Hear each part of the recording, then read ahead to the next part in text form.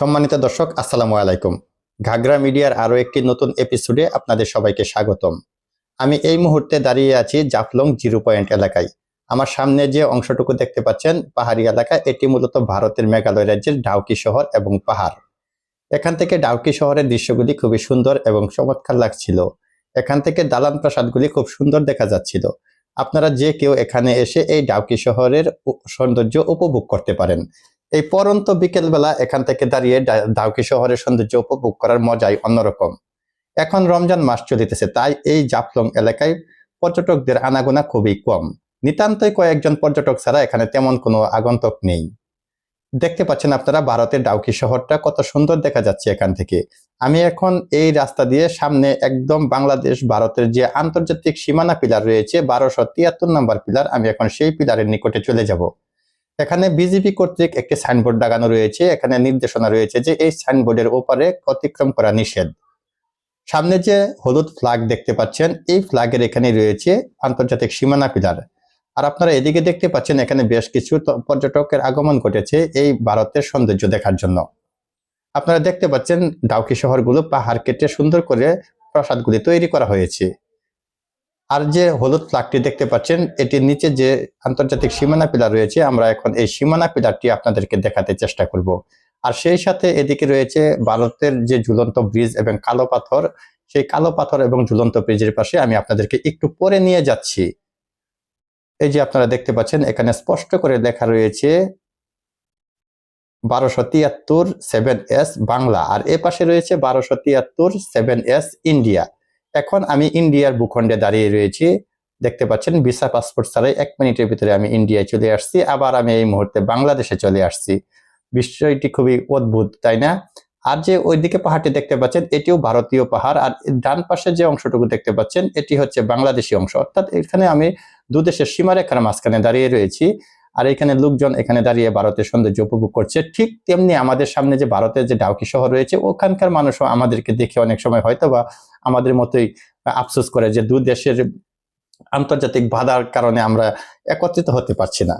তো এখানে আসলে অবশ্যই এই জাফলং এলাকায় এই শহরটি দেখে আপনার ভালো লাগবে, এটি একদম নিশ্চিত করে বলতে পারি। আর এই পাহাড়গুলির পাশে রয়েছে চা বাগান। আপনারা এখানে দাঁড়িয়ে একসাথে অনেকগুলি সৌন্দর্য উপভোগ করতে পারবেন। পাহাড়, তারপরে ওই পাশে রয়েছে নদী, এখানে রয়েছে ভারতের ডাউকি শহর, আবার মেঘালয় রাজ্যের উঁচু উঁচু পাহাড়গুলো এখান থেকে উকি দিয়ে আমাদেরকে তাকিয়ে রয়েছে।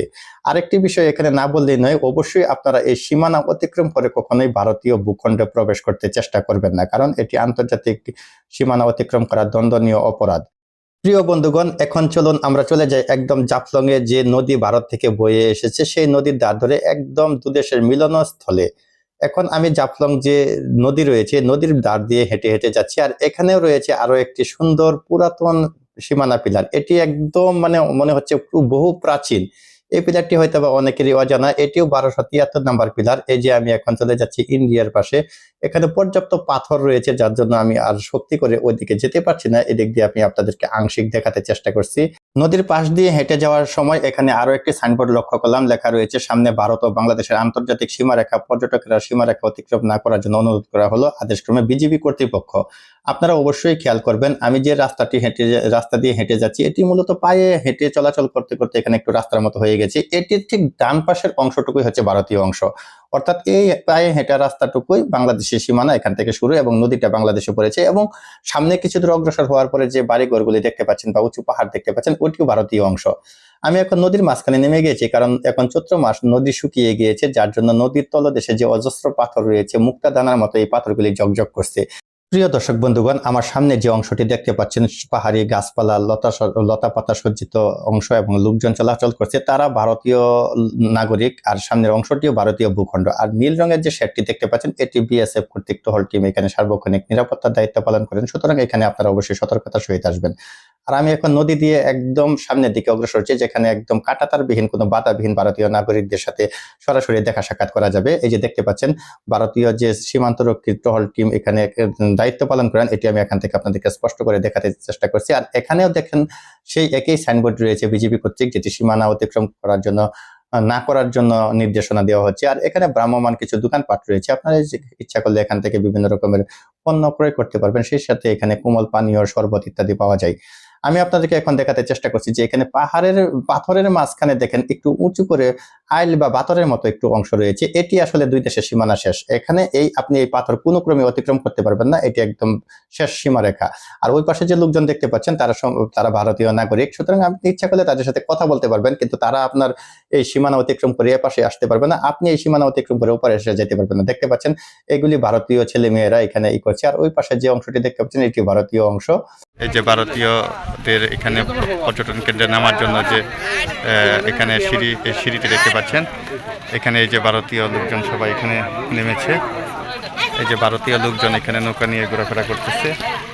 আর এই পাশের লোকগুলি হচ্ছে আমাদের বাংলাদেশি।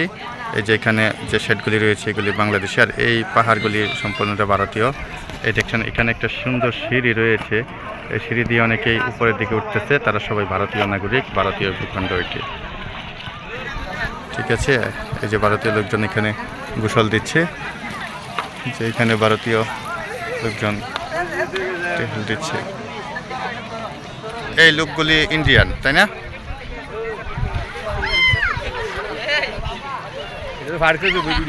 হ্যাঁ, তাই ওইটা বিএসএফ এর টহল চৌকি নাকি? এই নৌকা কি ইন্ডিয়ান সব? বাংলাদেশ।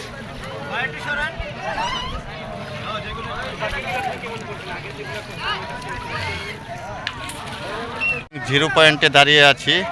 এটি হচ্ছে বাংলাদেশ এবং ভারতের মধ্যকার সীমারেখা। এই যে পাথরের যে স্তূপ দেখতে পাচ্ছেন, এর পাশে ভারতীয় অংশ আর এর পাশে বাংলাদেশি অংশ। তো যদিও আমি ভারত বাংলাদেশের একদম সীমান্ত এলাকায় দাঁড়িয়ে আছি, তো এই যে এই নৌকা এবং এই যে মানুষজন দেখতে পাচ্ছেন এগুলি সম্পূর্ণটা ভারতীয় তারা, আর আমি বাংলাদেশি, বা আমার এই পাশে যারা আছে সবাই বাংলাদেশি।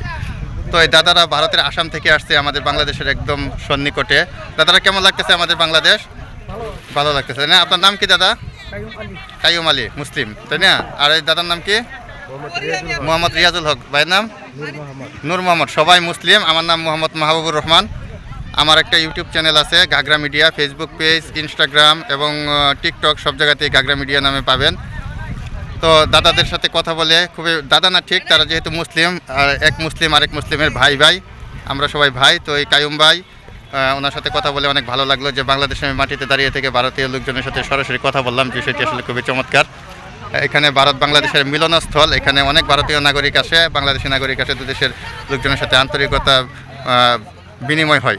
তো ধন্যবাদ দাদা ভাই, আপনারা সবাই ভালো থাকবেন, দোয়া করবেন আমাদের জন্য। হ্যাঁ, আর বাংলাদেশে আসার দাওয়াত রইল। আসসালামু আলাইকুম। সম্মানিত দর্শক, আমি জাফলং জিরো পয়েন্টে দাঁড়িয়ে আছি।